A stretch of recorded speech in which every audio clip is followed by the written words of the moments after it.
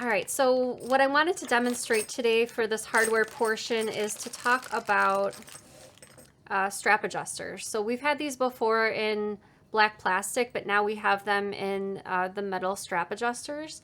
And these are really great. I've used them on several of my backpack patterns, like this chickadee backpack. The back portion where the straps are, this is, I know it's black just like the webbing, but this is the plastic strap adjuster. And today, in just a second, I'm going to demonstrate how to install those. First off, Danny, if you could switch to the overhead camera. So this is what the strap adjusters look like. These are the metal ones, and they'll install the same way that the black plastic ones do. As you can see, I've got two over here showing the front and the back. So one side has the teeth along the bottom, and the other side has the teeth over here. And what this does is, with your either strap fabric or webbing, once you adjust it to the desired length, then it locks it in place so that while you're wearing the backpack, the strap is not pulling through the hardware. So here's a demonstration showing how to prepare your the body of the bag for attaching the webbing, and then at the end of the demonstration I'll show you how to slide it through the webbing or the fabric through the strap adjuster. Now we're going to make the straps. So pull out your two strap extender pieces, and I'm going to flip them so that they're wrong side face up. And I'm going to take my ruler and I'm going to draw a line along the longest edge that's 1/4 of an inch in.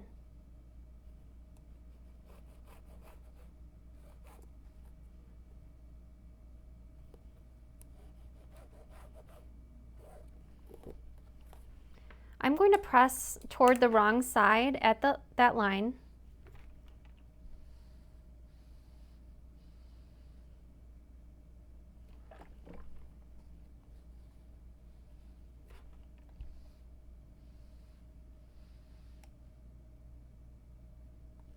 And then I'm also going to fold in half, wrong sides together, and press one more time.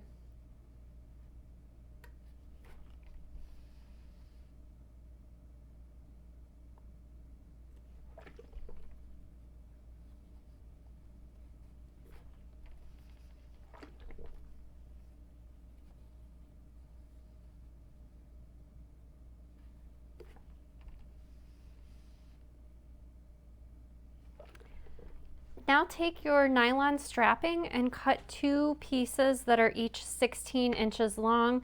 And for the nylon strapping, and again, you want to make sure this is, you're only doing this on nylon strapping. Cotton strapping you don't want to heat seal, but I have my lighter here, and I'm just, let me cut that off.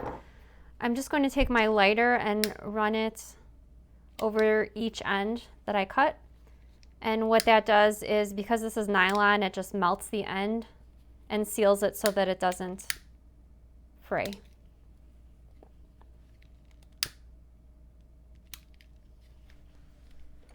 Again, be careful if you do decide to heat seal. Okay, so we're going to take the nylon strapping and I'm going to insert it past the folded edge of the strap extender by 1/2 inch. So if you'd like to, take your ruler and you can go ahead and draw that 1/2 inch line, and we're just going to be inserting it until it hits the line, and it should be along the crease over here. Okay, so that's what it should look like. I'm going to use a Wonder Clip to hold that in place. And I'm going to do the same thing for the second piece as well.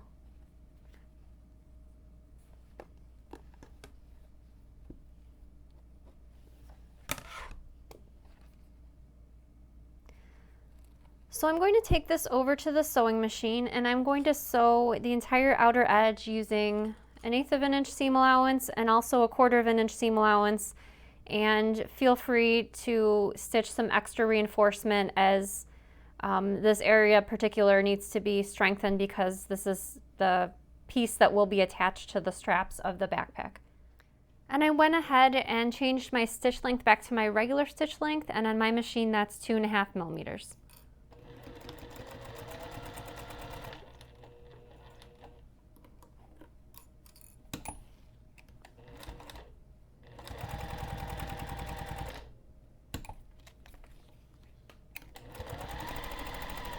And as I finish sewing that third edge, I'm going to transition into 1/4 inch.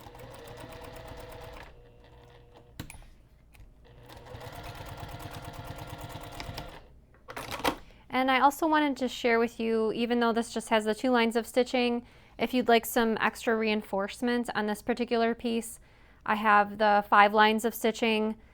I'm particularly concentrating on where the nylon strapping is going in there so it's extra reinforced. And so at least 2 lines of stitching, but if you'd like to do more, that's perfectly fine as well. Now pull out your exterior main panel. This is the piece that's attached to the foam interfacing. And first off, you want to make sure that the top edge is at the top. And if you're not sure, you can go ahead and reference your paper pattern piece. And also I've got my top edge marked on the wrong side of the fabric. And we're going to be drawing a line that's 1 inch up from the bottom edge, and it doesn't have to be all the way across, just along the side edges is fine. I'm going to be using my Clover Choco to mark that 1 inch marking.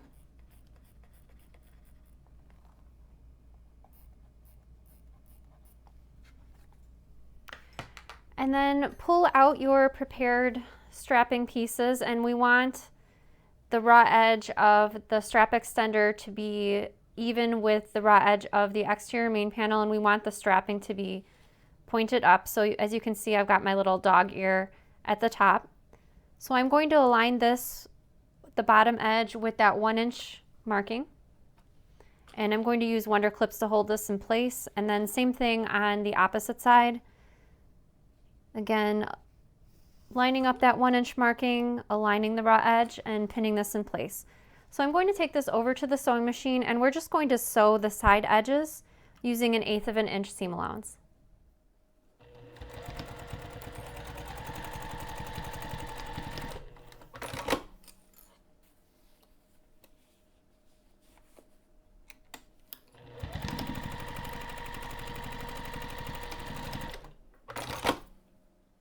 Okay, and I'm just going to go ahead and trim that overhang, those little dog ears, away. You repeat the same process with the second strap piece and the second strap insert piece. And now we're going to be attaching the strap adjusters. So you'll need to cut 2 pieces, each 4 inches long, from the nylon strapping. And because this is nylon, I used my lighter to heat seal both of the ends on both pieces. And then you'll also need 2 of the plastic strap adjusters. These are 1 inch strap adjusters. The ones that I'm using are made by Dritz, and there should be the 2 in the package. And you'll notice that one side has teeth showing on one of the bars that are in the middle, and then on the other side the teeth are along the lower edge. I'm going to place this so that the teeth that are on one of the center bars are face up. Okay, so on one of the pieces of nylon strapping, I'm going to take my ruler and I'm going to measure 1/2 inch down from the top edge. And I'm going to just draw a line with my Clover Choco. Again, that's 1/2 inch down. I'm just going to go ahead and fold that back toward the wrong side, and I'm going to add a Wonder Clip to hold that in place. And then I'm going to bring this lower edge so that the raw edge meets the piece that I already folded. So that's what it should look like. I'm going to put a Wonder Clip on there for just 1 second. And then we're going to be sort of threading this nylon strapping on this piece onto the bar that's on the top, so not the bar with the teeth. Okay, so to do that, I'm going to open that up temporarily. I can still see the crease. I'm going to slide it underneath the very top, and then I'm going to pull it through, and then it's going to go over just the top bar like that. So again, that's what it should look like. Again, I'm going to meet that raw edge again so that it hits the top edge. Okay, so now I'm going to take my strap piece and I'm going to draw a line that's 2 inches up from the bottom edge.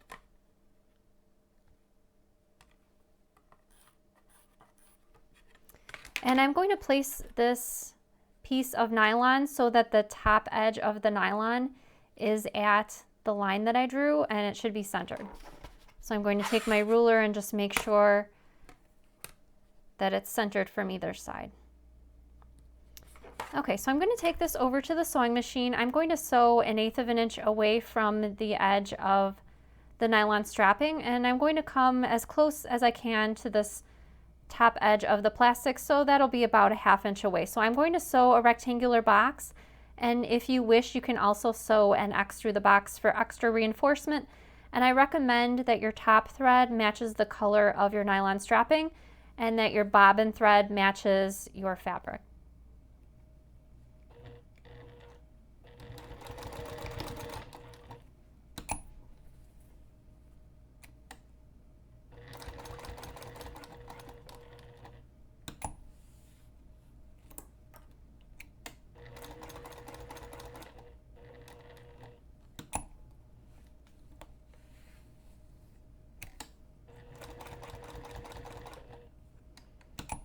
And then if you're sewing the X through the box, you can just go ahead and keep sewing.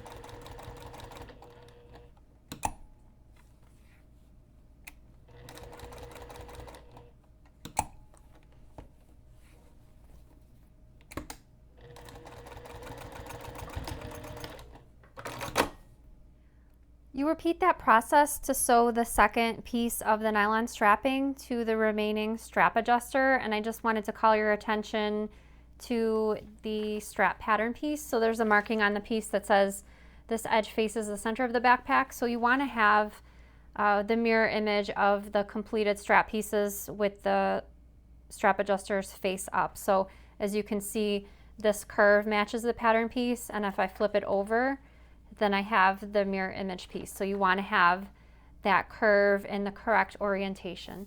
So pull out your exterior main panel again with those little triangles on the bottom edges. And I'm also going to pull out the paper pattern piece for the main panel. So I'm going to just, for now, push these out of the way. I'm going to go ahead and align the paper pattern piece with the fabric, and I'm going to mark the center edge.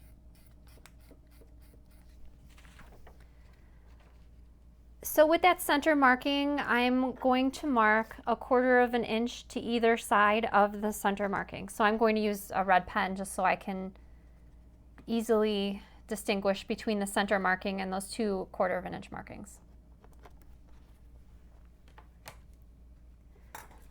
Okay, so again, keeping those strap pieces in the same positioning, again, matching it up if you need to with the strap pattern piece.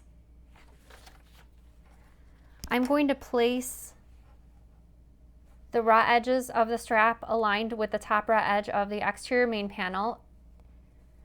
This edge will be placed along the 1/4 of an inch marking, and then I'm going to go ahead and pin that in place. Same thing with this piece. Place it at that 1/4 of an inch marking. So here's that white chalk is my center marking. And then I'm going to take this over to the sewing machine, and we're going to sew both of these in place using 1/8 of an inch seam allowance.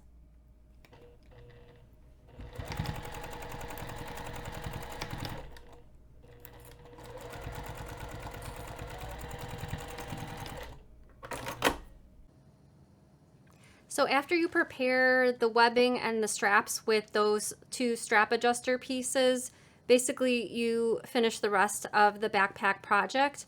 And the important part is at the end, sliding the webbing in the correct configuration through the strap adjuster. It's really important to do things in the correct order so that that strap adjuster locks after you've adjusted it. And for that little last bit of information, here's how to finish up with your strap adjusters. Pull your strapping, and we're going to be inserting it under and over the spar with the teeth. So the teeth is what helps lock the strapping so that it's not sliding in and out when you're trying to wear the backpack. Okay, so this is what it looks like from this view. And you can just go ahead and test it, pull on the strapping to make sure that it's locking, just to double check. Okay, so this is the top or the right side of the strapping. I'm going to fold the strapping back by 1/2 inch twice. So I'm going to flip this over. And I'm just going to take my ruler and visually measure 1/2 inch. I'm going to fold it once, and then I'm going to fold it twice. So I'm going to take this over to the sewing machine, and from the folded edge, I'm going to stitch 1/8 of an inch seam allowance, and I'll do the same thing for the other piece of strapping as well.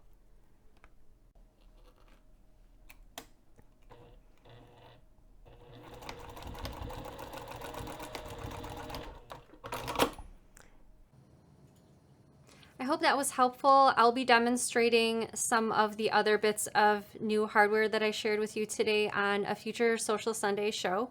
Danny said that there were some hardware related questions coming through while the demonstration was going on, so I'm going to answer those live right now.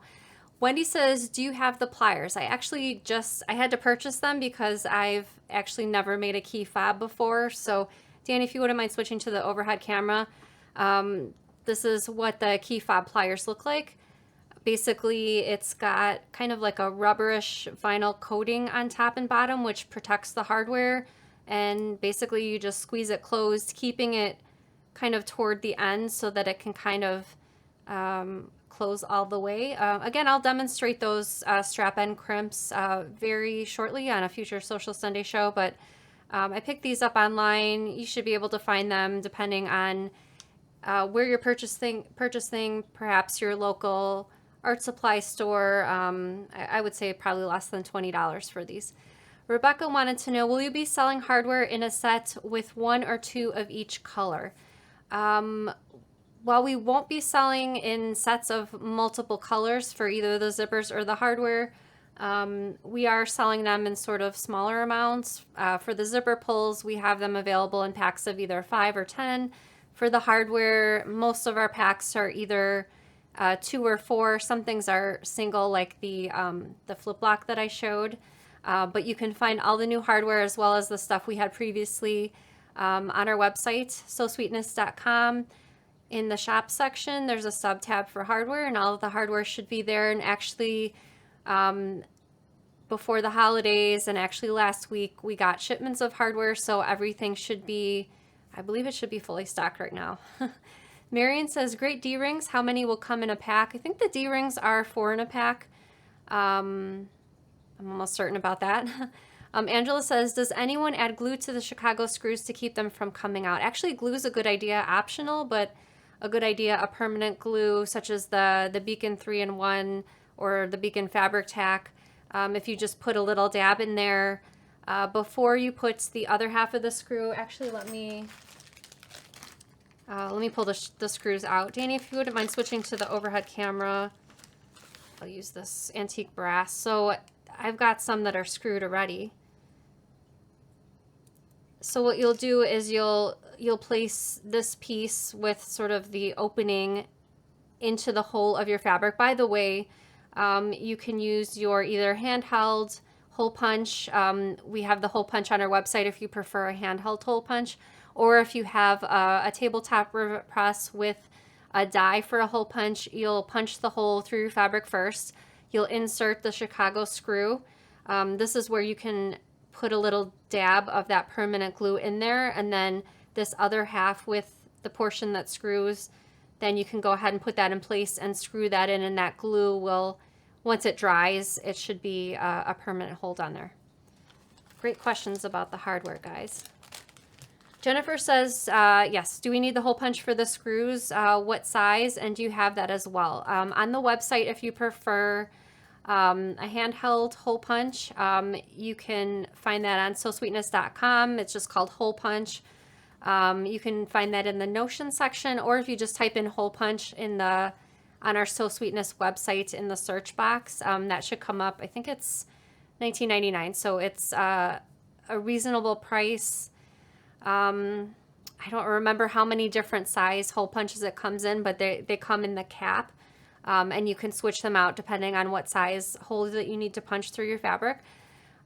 Could you use fray stop instead of the lighter to stop the webbing fraying on the ends? You can use a seam sealant like Fray Block, Fray Check, I think is another brand of seam sealant. So those are options as well if you prefer not to melt it. I have a TL Juki. My machine hates sewing on this kind of strapping. Does anyone have any advice? My tension just gets all crazy where my top thread is. I haven't had that problem, so I'm maybe not the best to answer that question. But if you have had that trouble with either using cotton or nylon strapping in the past, let us know in the comments. Danny will try to look out for your answer so that we can post it on the screen. Or another option is those metal crimp strap ends that I showed at the beginning of the hardware section. Oh, great! An answer already. Yes, That's her it's. own comment. Oh, it is. Okay. Yes, it's always the top thread. It kind of bubbles at the top. Okay, thank you for that extra information. Christine is suggesting to try a bigger needle, maybe a 9014 or a top stitch needle. All right, Danny, was that in the questions for the hardware section?